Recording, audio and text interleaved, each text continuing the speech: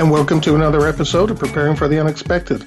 I'm your host, Alex Fullick, and as always, we like to talk about things related to business continuity, disaster recovery, emergency response, resiliency, and anything that can be associated with those topics and other relatable topics.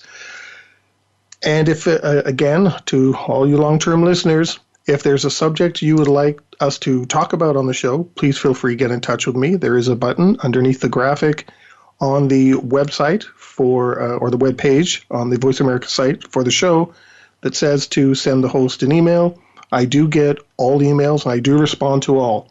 And I'm going to come back to that point in just a moment. We do have some sponsorship and adverts available, so if you're interested in having us talk about your product or service, please feel free, get in touch with me. Same way, through the email. And I want to confirm that today we crossed all the T's and dotted all the I's, and we'll be doing another live broadcast at the Disaster Recovery Journal Conference in Phoenix, Arizona, September 29th to October 2nd this year. Last year was a lot of fun. We had a lot of success with it. So we are going to do it again, and hopefully this year maybe might be able to broadcast film, not just audio. So fingers crossed on that. Now, I want to come back to what I said about people reaching out to talk about specific topics. My guest today did just that. They are the author of a book called The Soulful Leader, Success with Authenticity, Integrity, and Empathy. So I'd like to welcome to the show today, and I really hope I get his name right, Dr. Arthur Ciaramicoli. Oh, that was perfect, Alex. Thank you. Not many people pronounce my last name correctly. Wow, I got it right. I'm surprised. Well, welcome to the show. I'm happy to have you here. Thank you. I appreciate the opportunity. And also, thanks for reaching out. You're an example of what I say at the beginning of the show. You know, if there's something you want to talk about, this is your platform to do it. So, So before we get started into talking about your topic, the Soulful Leader, can you tell us about yourself? What you do and how you got into what you do right now? Sure. I'm a clinical psychologist, Alex. I've been in practice for over 35 years. I was chief psychologist at a hospital outside of Boston for 25 years. I've been on the faculty of Harvard Medical School. And in the last 10 years, I left the hospital and teaching, and I'm in full-time private practice now as well as writing. So I've written several books in the last few years and really felt the need to write this book, Soulful Leader, because I'm so concerned about the direction, not only in our country, but in the corporate world in general of leadership. And I think it's necessary to talk about and help people learn how to lead with authenticity, integrity, and empathy, because we're encountered with so many toxic leaders today that it has really demoralized a lot of the workforce and a lot of the citizenship of our country in particular. I have to agree with you on your point. I read your book in one sitting, and I have a lot of stickies throughout it, to put it that way, good points, that really triggered my mind. And you're right, there are a lot of toxic leaders out there right now on all levels, stage levels, so. But let's jump to the main question people are going to ask. What is a soulful leader? Well, a soulful leader, Alex, is a person who lives with purpose and expresses a desire to be of service. He or she is not primarily motivated by status or image, but they have a natural interest in making the most of all the people they encounter. Soulful leaders lead with passion. They're intimately aware of the structure of their organizations. They are interested in motivating from the bottom up, not from the top down. They know who cleans their office, who mows the lawn, who fixes their computers, who serves the food. They know the secretaries and the receptionists. They speak to everyone, and no person is seen as less valuable than anyone else. Soulful people lead balanced lives. They work with intensity, but they also know how to turn the dial down and enjoy themselves when they're not working. And they have an inherent love of young people. I think this is very important. They love to educate, to witness the blossoming of young talent. They're the voice of reason in the face of conflict. They are not quick to react. They're rather thoughtful contributors. They know how to listen, and they are generally interested in understanding not only those who are like them, but also those who on the surface seem different. They are known for finding common ground. They take information in from diverse sources. They expect to continue to gain information about themselves and their world and the human condition throughout their lives. They expect to revise theories, change perspective as new learning takes place. So they're not wedded to one way of thinking, one way of being, or one way of leading. They realize and willingly accept that in order to live a healthy, high-achieving life, they must adapt to change, and they realize that they're going to be constantly faced with new situations that require adjustments. And they understand that in order to bring about a healthy environment, they need to lead with an open heart and an open mind. And also they have, most importantly, a love for diversity. They not only try to hire and encourage people who sort of seem like-minded, but they realize that having people from all walks of life, different cultures, different religions, bring more to the table, and they can see the world more accurately, and therefore they can devise strategies for producing and servicing others more efficiently. Now, I know a couple of people personally who would look at that and say, "Oh, that's just a dream state," but it's not, right? Like, no, there it's really not. are people like that. It's been proven, by multiple studies that when you lead this way, you create a happy environment. You change brain chemistry. You're actually producing positive brain chemicals in people's minds, so that when it increases creativity, and when you increase creativity and people are happy, they're more productive and profits go up. So they're actually creating positive change. Yes, they're creating positive change through their way of being, and then it filters down to other people. Okay, so positive change, not just for their organization, but for the people themselves, right? To want to better themselves, right? Like it's if you make your people happy or your employees happy, then they will make the company better. If you lead with dignity and authenticity, you're going to cause positive brain changes in your people, and you create a spirited atmosphere that naturally allows for productivity, financial, and market results to rise. There's no question about that. It's been proven by many studies. The companies who won the Corporate Health Achievement Award outperform the S&P 500 by 200 percentage points or more basically every year. There's a consulting group in England based in London rates companies on degree of empathy, and the top 10 companies increase value twice as much as those in the bottom 10. So we know through credible studies from the Harvard B School and Stanford Business School that people who lead with dignity and empathy actually encourage others to do the same, and rather than thinking that these are soft skills that don't result in profits, it's the opposite. They do result in profits because people want to come to work and they want to perform. So why do we still have managers who think the opposite and behave the opposite? Well, and not just managers, but leaders who do the opposite.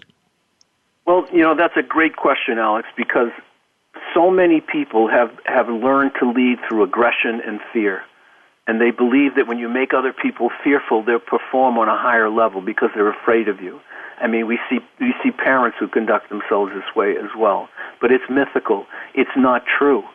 People who lead that way actually discourage other people, and they cause a stress reaction. They cause people to feel more stressed and uncomfortable in their presence. And they cause people to release cortisol, the stress hormone. When you produce cortisol, what happens? You cause negative thinking, you cause weight gain, inflammation, hair loss, you break down muscle tissue, it causes depression, anxiety, and it even actually kills neurons in the memory center of the brain. So if you create an environment of stress through leading with fear and aggression, you're actually changing brain chemistry in consequential ways that produce negative results, not positive results. So those people that feel that they can behave in that manner, in that negative way, are they aware that they're harming their own company? They're actually working against themselves? I don't think they are. As long as companies, in my experience, Alex, consulting to corporations, as long as companies are making money, they'll tend to think that they're doing the right thing. As long as their profits are high enough and they're pleasing investors, and because their belief in the bottom line is so strong, they'll think that they're succeeding. And they are what I call performance addicts. Performance addiction is the belief that perfecting appearance and achieving status will bring love and respect. It's an irrational belief system, and it begins in your family, but it's reinforced by cultural expectations. And we, especially in America, we have such an emphasis on status and image. You are how much money you make. If you don't have the right title and you don't make enough money and you don't look the right way, then you're not a successful person. So many people, I have a performance addiction quiz at the end of this book you probably saw, and so many people take that quiz and they're surprised that they're testing on the high level of having this type of addiction because they bought into this mythical belief. And the truth is that it's our connections that make us happy, and it's positive connections that make people want to work for you and be with you. Two quick points. I took your test, and thankfully I was not on that end. But I can be honest with you. Alex. About 5 years ago, I would have. I would have been at that other end. So it's interesting that you said that. The other thing that got me thinking is it short-term thinking about the bottom line that causes maybe some leaders to not be so soulful? Yes, because it begins in our homes. We think of leadership. The first leaders we're exposed to are our mothers and fathers. So what way do they lead? Do they focus on our character? Do they focus on our self-worth? Do they relate to us with empathy and compassion? If a child is not receiving that kind of empathy and compassion early on, and all of a sudden they score a touchdown or they get the lead role in a play in their school, and they can see that it pleases their parents, they get addicted to achievement. Everybody wants to feel worthy, and if you're not getting a sense of worthiness for who you are, for the essence of who you are, and all of a sudden you get some applause for achieving things, then you get hooked on achievement. Then it seems like nothing else matters. Yeah. Can you give us, not to put you on the spot, can you give us an example of maybe someone out there right now who you would consider a soulful leader and someone maybe not so soulful? I guess we would, Bill Gates and Warren Buffett, I don't know them personally, but I think Bill Gates in particular, what I know of what he's doing for the world and his interest in poverty, his interest in other countries, his interest in the poverty and lack of education in other countries and people not even having clean water, his hiring and employing high-level engineers who are able to produce products that make people's lives better around the world, I would think he is a soulful leader because he certainly is leading from his heart, not just, he knows, he said to Warren Buffett, many of us have read this and seen in interviews, how much money do you need? You're going to leave billions to your family, but what about the rest of the world? And I would think someone like him. I'm someone who exercises every day, and I'm a Boston Red Sox fan. You may be a Toronto Blue Jay fan, but we have a coach here, Alex Cora, who was a player who people talk about as a soulful leader because he's so inclusive. In the World Series last year, every player played. Everybody plays on this team. Mm-hmm. No matter how high your batting average is or how well liked you are, everybody plays. Some people sit on different days, so the chemistry in that clubhouse is tremendous, and people love playing for him because of that, because he knows how to lead. And it makes everybody feel inclusive, like they're a part of something.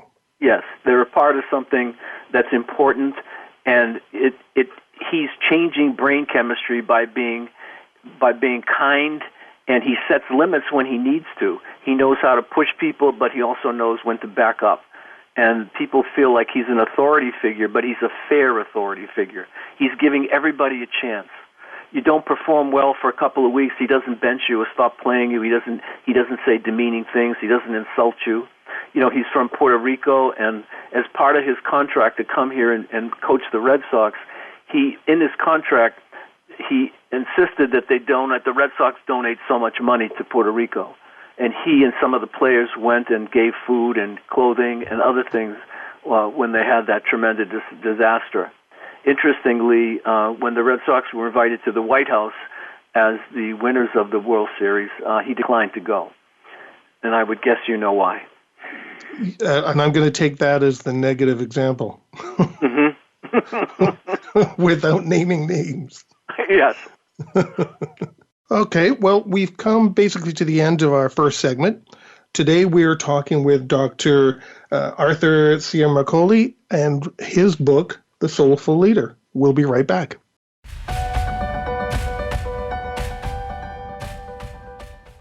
Welcome back to the show. Today we are talking with Dr. Arthur Ciaramicoli, the author of The Soulful Leader, Success with Authenticity, Integrity, and Empathy.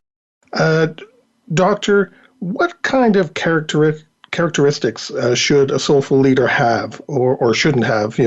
I know you mentioned some interesting ones in your book, and there's a couple that I'd like to kind of touch on. The first being listening. Mm-hmm. I think, I call it empathic listening, Alex, because empathy is the capacity to understand and respond to the unique experiences of another. It is a way of listening that really encourages people to come forth. And I think great listeners that's often one of the qualities that great leaders have, that when people are with them, they know they're present and they're actually attending to what they're hearing. They don't interrupt. They take their time to try to understand what the other person is trying to convey. And if they can't give them time at the moment in a reasonable and a civil way, they say, if someone comes up to them in a hall and says, can I have 5 minutes, and they're on their way to a meeting and they're late, they say, gee, can you leave me a message? I will get back to you before the day's over, something like that. So people know that they're attending to them. And, soulful leaders also, they tend to be highly ethical with high integrity and authentic. And they're humble yet confident. And they're happy people. You can see that they're high-spirited people, and they can be intensely serious when they need to be. And this results in employees being committed to their organization, their vision, because when the leader's present and acting this way, at some point it doesn't matter whether the leader is present or not, because that's the model that is set. No different than parents who lead that way in their own families. When they're not present, siblings tend to act that way with each other. So it's developing a certain climate of listening, of being ethical, of being honest, having integrity and authenticity, but acknowledging when you don't know something, having humility. You and I were talking in the break that I gave an example in the book of a CEO of a major company here in Massachusetts, and he was on MSNBC on the Financial Network once, and he was asked that this quarter they were going to meet their mark, and he said absolutely. And their stock that in that 6 months went from $105 to $5.50. Oof. And today, when he lectures, he says, I never learned to say I don't know. In business school, I was always taught to be confident. I always used the word absolutely. And he said, I had no right to say that whatsoever. Our company was struggling. I knew that we weren't going to make that number, but I wasn't even thinking. It wasn't like I was trying to lie. I just said it automatically. He said, I always was taught, don't reveal vulnerability to anyone, which is a terrible quality of a leader, because what does it say? It says you can't be authentic. You can't be real. You can't acknowledge that I don't know something. It's as if being vulnerable and being honest is a bad thing rather than a good thing. Well, that was going to be my question. Why won't some people? Because it happens even when there's crises and disasters. You ask questions, and people will make up answers. And I happened to mention to you in the break that I've asked vice presidents and directors and whoever in my daily work questions, and you can tell they're making things up on the spot. So yes. Why can't they say I don't know? Well, they've learned early in life that vulnerability is a negative. And they don't realize that when you're vulnerable and you acknowledge what you don't know or you're uncertain at the moment, like as I said earlier in the first segment when we were talking, is that soulful leaders take their time. If they don't know something, they'll think it through and they'll say, I'll find out, I'll call Hank Smith or I'll call Ted Johnson or let's find out who knows more about this. Their self-esteem is so sound that they don't have to pretend. They don't have to make up answers. As you said, they would not make up anything if they were talking to you. They'd give you an honest answer. It's, I'm a clinical psychologist. People come in and sometimes a lot of my corporate people, they'll spin a story in the beginning.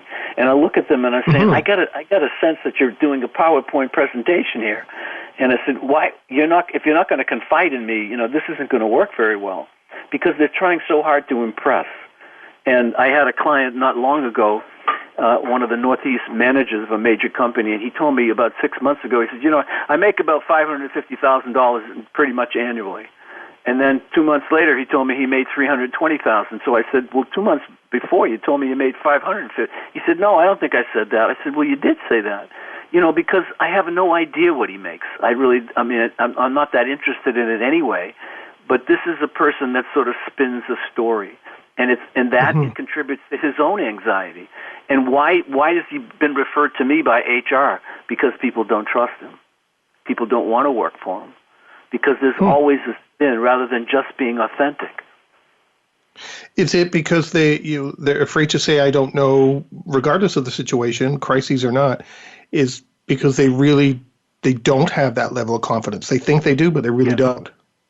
Yes, they're projecting. They're trying to project confidence that they don't have. Actually, they're feeling insecure by not knowing the answer. A few years ago, the Dalai Lama His Holiness the Dalai Lama was asked to go to Israel to speak to Palestinian and Israeli leaders. And it was a 3-day conference, I believe. And at the end of the conference, everybody was waiting because the Dalai Lama was going to speak. And they were trying to address how to get these two opposing groups together so they could make compromise and live peacefully with each other.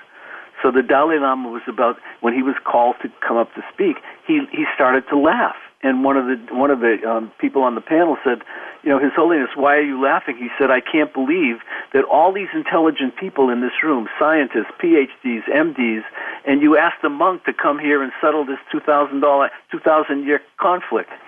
And he said, I thought it was funny that you thought I'd have the answer.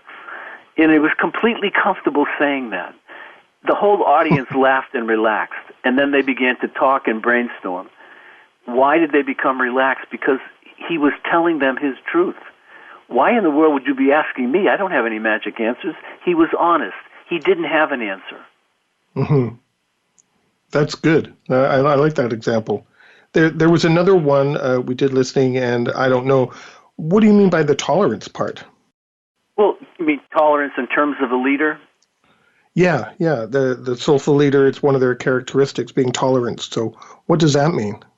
Well, it means that they're not impatient with people. They're not always pressing people to perform. They are knowing how to relate in a calm way and a thoughtful way so that they can resolve conflict. So they have tolerance for the conflict. They're not conflict avoidant. They don't run away from it. They also have tolerance for people when they don't ask the most brilliant question, so that they're opening the door to everybody to ask questions, everybody to participate in a staff meeting, not just one or two of the brightest people in the room, but they're trying to be all-inclusive. They're trying to let everybody feel comfortable speaking. So in that regard, they're displaying tolerance, which makes people feel more comfortable, changes their brain chemistry, as we had talked earlier, and it makes them feel more open to contributing and being creative. And maybe they don't have a creative idea today, but they will eventually, most likely, because they feel free to speak. They're not worried about being demeaned or being talked down to. So in your title, you've got success with authenticity, integrity, and empathy. And you kind of alluded to those a couple of times before. But how does somebody, let's say we wouldn't call them a soulful leader right now, how could they become more authentic, and have more integrity and, show empathy? How do they go about doing that? I think people I have, Alex, 3 groups that are called leadership and communication groups, and they're in each group they're either CEOs, CFOs, professional athletes, media people who realize at some point. I think people tend to realize this as they get older, because they realize that they sort of caught the magic rabbit and they have enough money, but they still don't feel good, and they don't feel particularly respected by colleagues and friends, and they often don't have close friends, and their self-care tends to be poor, and then they're motivated to learn something different. One thing I know that tends to attract people is when they realize that the way they're leading and the way they're causing the stress response and the release of the negative hormone cortisol that we talked about earlier, they realize they're hurting their own brain. And then they're open to changing. They're open to learn how to relate with empathy. And when they learn how to relate with empathy, they see the benefits of it. In these groups, they see it over time, because we're not talking about people's resumes. Nobody's allowed to talk about how much money they make or what title they have. No one cares. All that people care about in the room is how one person is relating to another. And we learn how to relate with more accuracy, and not perceiving inaccurately, but using empathy to see the truth. Empathy is very truth-oriented. So how can people change? By being motivated to change, by realizing that you're going to be happier inside, you're going to have a more successful company, and most importantly, you're going to have a more successful personal life. But it takes time and it takes work. Well, that actually it kind of leads to my question. Is it, always an older person, or are there any examples of people who, may naturally be a soulful leader that aren't an older person? Someone in the world right now who's younger who displays these characteristics. Well, again, yes, there are. You look at someone like Pete Buttigieg. Have you heard him speak? Yes. One of the he seems very soulful to me, and he's a relatively young man. I mean, he obviously was a Navy SEAL. He's been through something. I see a lot of the young people coming out of business school or with business degrees. I think they get it more because they're more aware of this research. They're more aware, like the Harvard Business School did studies over a long period of time that showed that empathy was 3 times more effective than your IQ score in terms of running a successful business. So they're more exposed to these ideas. And they're a little bit more aware that the way you relate is quite important. And they're also aware that because there have been so many studies done about toxic leaders who are actually miserable, have very poor health, and tend to spread that around to other people as well. So there are young people that are more aware and more sophisticated, I think, in knowing how to lead. So could that change over time, that we could find a lot more younger soulful leaders, that could lead us through good times and bad times, no matter what happens, we could see that change over time? In my practice, I tend to work with a lot of people in the business world or in the professional athletic world, so I see a lot. I have clients that in their 30s, 40s, they want to learn this. Of course, they followed some of my writing, so obviously that's why they come. But it kind of spreads. This way of relating is contagious. I mean, it's infectious. I've seen it. Once you start leading this way and you put AIE leadership, authenticity, integrity, empathy, and into action, you become part of making a better world and a better organization. And it really is contagious. I mean, people want to learn it. They want to implement this in their lives. And they know it's not just a theoretical change. You have to do something with it. Change is an active process. But I've seen many people, and I don't know that it's the majority, but I think people are so dissatisfied in the corporate world and in our country. I mean, there is such dismay with the political climate. People are longing for a genuine, authentic, compassionate, wise leader, male or female. I mean, there's such a longing for that here because we have little of that. We're so divided, and we're not inclusive, and the anti-Semitic, the race relations, it's all increased in America. We have reverted back to a time where people, if someone looks different than you, or they speak differently, or they're from another country, or they have a different religion, they're not part of your tribe, and that's very dangerous thinking. It's a very dangerous prejudice that has really come to the surface in America right now, and that's actually one of the motivations for me writing this book. Well, correct me if I'm wrong. I'm thinking that if you are a likable person, like some of the examples you mentioned, a good soulful leader, a soulful person, that when you do trip up, you in a crisis or a disaster in your organization, people are going to want to respond to help you more than if they don't like you, right? Would that be fair to say? Yes. what I've seen, Alex, is even when a person's bonus is dependent on a leader, a boss, and that person is demeaning, even sadistic, leading with anger and fear, the person, if I'm the person that has to deliver that report on Monday because he's going to negotiate with a client, a customer, and that report is very necessary, you will find people unconsciously not finishing the report, even though their bonus is dependent upon it, because they don't want to make that person look good. They really don't.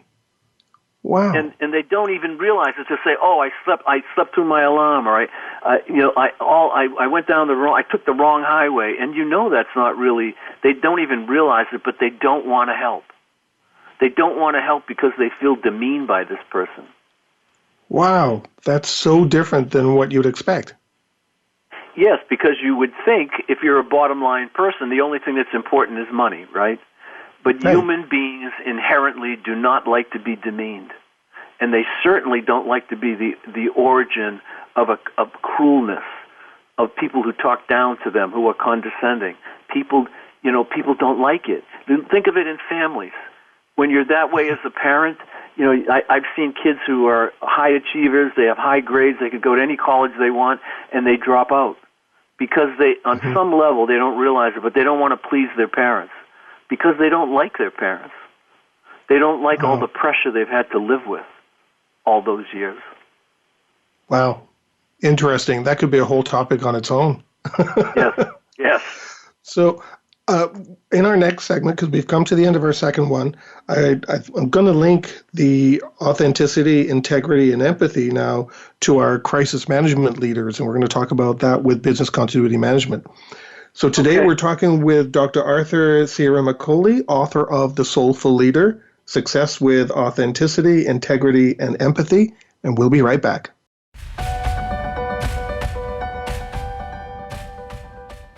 Welcome back to the show for our final segment. Today we're talking with Dr. Arthur Ciaramicoli, the author of The Soulful Leader.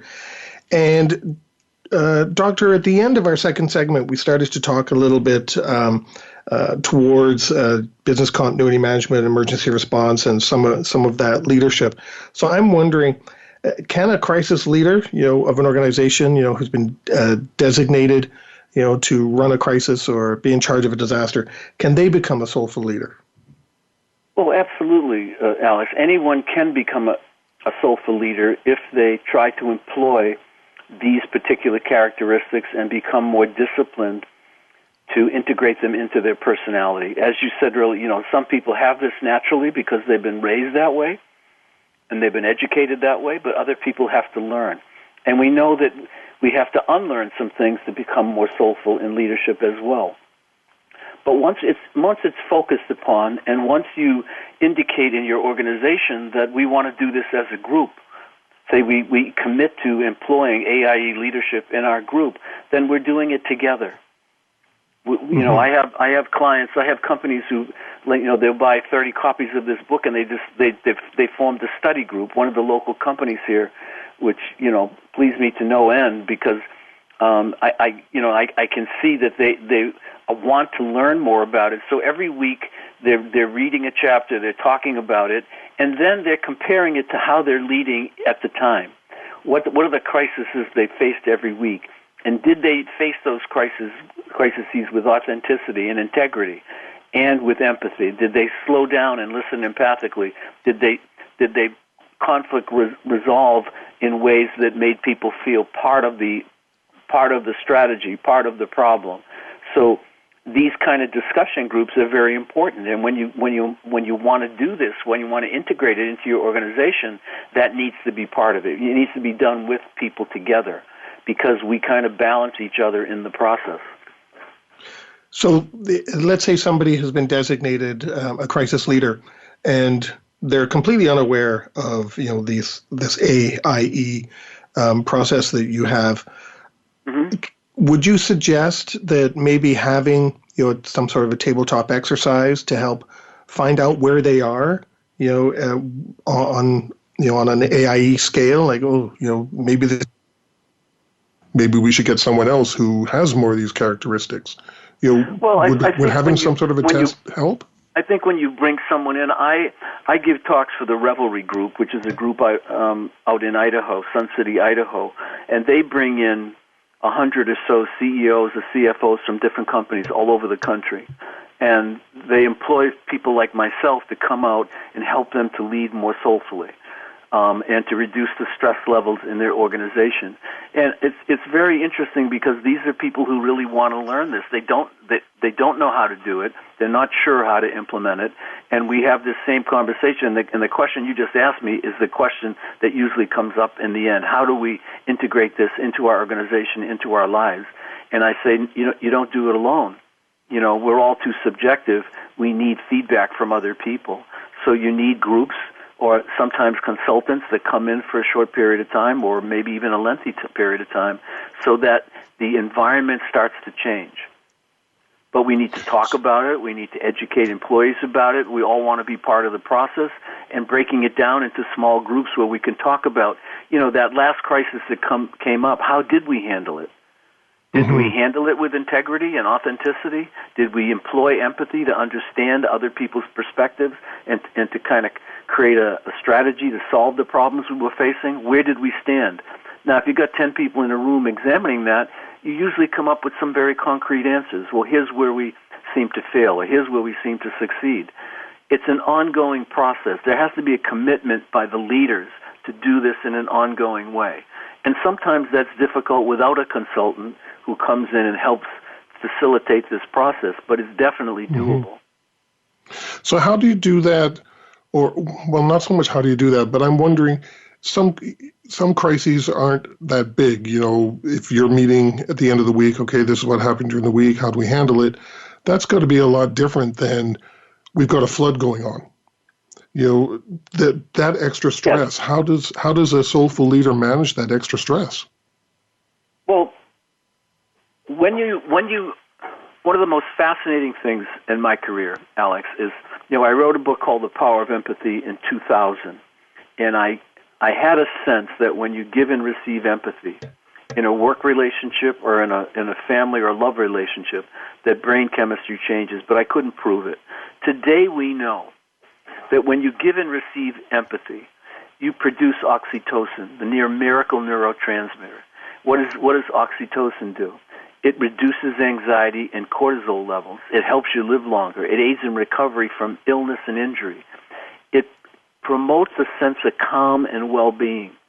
It increases generosity and empathy. It protects against heart disease. It modulates inflammation. Very importantly, it reduces craving for addictive substances. It creates a bond and an increase in trust between people. It decreases fear, and it creates a feeling of security. It makes people open to negotiate. It even makes people open for love and friendship. So when people realize if you give and receive empathy, if you have an empathic environment, if you establish an empathic environment, you are literally changing brain chemistry. And you're producing all those positive consequences by making that brain change. And that brain change contributes to people feeling overall in a much more high-spirited place. They want to be at work because when they're at work, they really feel good. And it translates to their personal lives as well. So when when you actually have an experience with another person or a person in a meeting, or when you're trying to decipher what happened in that last catastrophe, when there's understanding, empathic understanding is given and received, you can see that people feel calmer. People become more creative. People feel more trusting. They want to be in an interaction with other people. And it has so many benefits, so that when you start to lead that way, and in my groups, when people see it, when you experience it, it's addictive, because why wouldn't you want to feel that way? So would I be correct in saying that a soulful leader can actually, by their behavior, influence how a disaster or emergency situation unfolds? Absolutely. Absolutely. They can, either you've got everyone following you and wanting to help, or you've got people, I guess, pointing the finger at you saying you people are bad. You're a bad organization.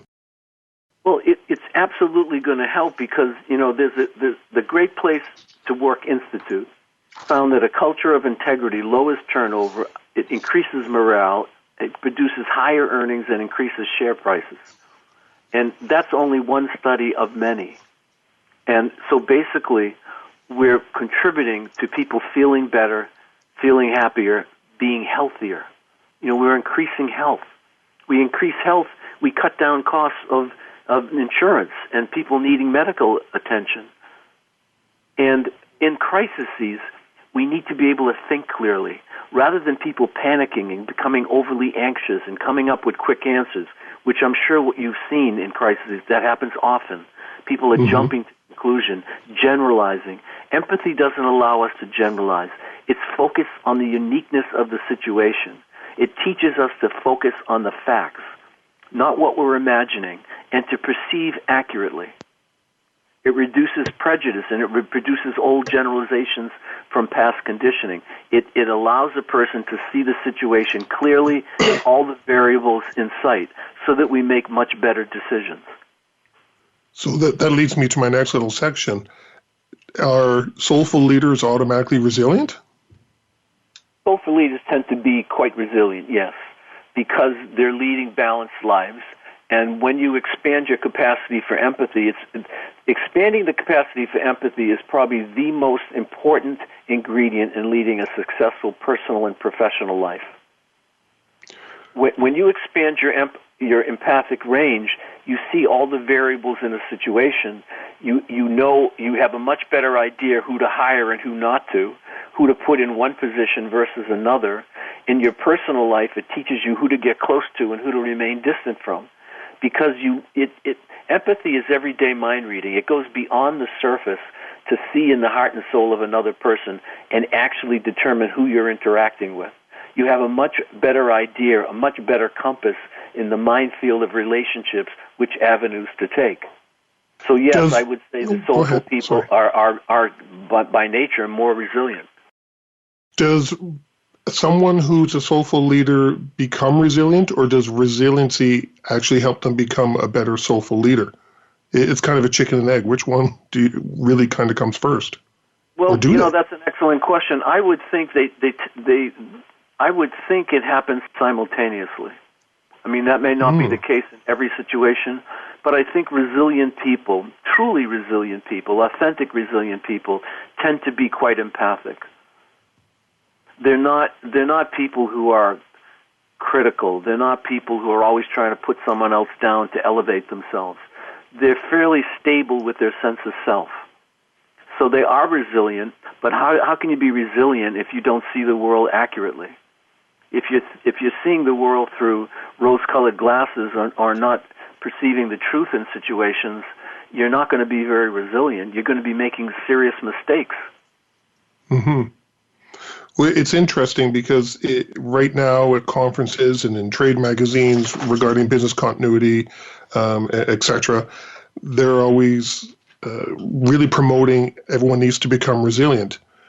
Mm-hmm. But you just kind of gave us an explanation where you really need to do this in line with you being empathic and authentic and showing your integrity. It's not just, okay, let's just snap a finger, let's become resilient, or let's become a soulful leader. You can't just snap your finger. Yes. You're not going to become resilient if the only thing you care about is the bottom line. If you don't care about other human beings, people you work with or people you live with, you're not going to become resilient if the only thing important to you is what performance addicts believe in, which is they try to perfect their way into happiness, and they try to perfect the people around them and themselves, and they drive people crazy. When you connect on an empathic level, you have good work relationships, you have trusting work relationships, and you have close friendships, and you tend to know how to maintain intimacy in your love relationship. Does this, you got me thinking now, if you do have a crisis in your organization, it's one thing to show this soulful leadership side to your employees, and your business partners. Is there an influence to help the community? Is there a way to show that to the businesses next door, the subdivision down the road? How can soulful leader help the community? Well, I think that's why you're seeing B corporations expand, like Patagonia, Etsy, Ben & Jerry's, because they're sacrificing income to make some contribution to the community. And they involve the community in being part of a meaningful venture. So this can spread to the community. It should spread to the community. The community in an organization should be partners. I mean, we want to serve the community, and they serve us. There's a reciprocal relationship there. And I guess you get it back. You may be investing money to become a soulful leader and do training awareness and things like that and show that to the community. But as you put it, you're spending money to do that. But at the same time, if you are showing that, it all eventually comes back to you anyway, because you've got all these people that are now looking at you wanting to support you. Yes. And the other thing that's important, I think also, Alex, is that when it's not authentic, when a very wealthy company just donates money and they don't really, and you know that it's part of a show, and people know that it's not authentic, and the people in leadership don't even show up, they're just writing a check, that doesn't do it. When you roll up your sleeves and people display that they really care about what's going on in the community, and the community gets to know the individuals, they want to come to your company. They want to do business with you. They want to support you. They want to refer to you. Yeah, I've always believed, I know we've only got less than 2 minutes, but I've always believed that, a company or a person, if you have to brag about being, a community member and showing charity and donating, then you're doing it all for the wrong reasons. Yes. So we have, like I said, we have probably a minute now. Do you have 30 seconds where you'd like a closing comment or a closing thought? Well, I just, Alex, would emphasize that this type of high character that I'm emphasizing is what's missing in our society.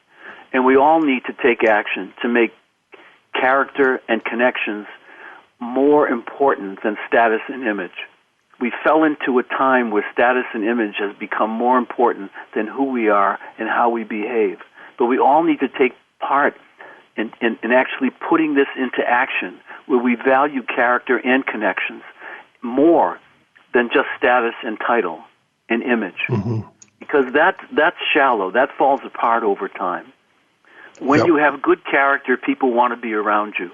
When you have good character and you're honest and dependable, people want to relate to you. People want to do business with you, and people want to be in personal relationships with you. And the heart of that, as I explained before, is empathy. Empathic individuals are soulful in their personal and professional lives, and no matter where you drop them in the world, people want to be around them. And I think that's the perfect spot to end today's show. Thank you, Dr. Ciaramicoli, and congratulations on your book, The Soulful Leader. I really enjoyed it, and I recommend it to everyone listening out there. Thank you very much, Alex. Glad to have you here, and thank you for reaching out to be on the show. And just like I say at the beginning of the show, everyone, if you want us to talk about a topic, please feel free to get in touch, send me an email, and we'll get you on the show as well. And in the meantime, stay prepared, everybody. If you liked that video, thumbs up. If you didn't like that video, thumbs down. But leave a message and let me know what your thoughts are. If you'd like to be a guest on the show to talk about something related to business continuity, disaster management, COVID, personal well-being, anything that's relatable to those subjects, you can reach me through my LinkedIn profile, which is in the video description. And of course, don't forget to subscribe. In the meantime, stay prepared, everybody.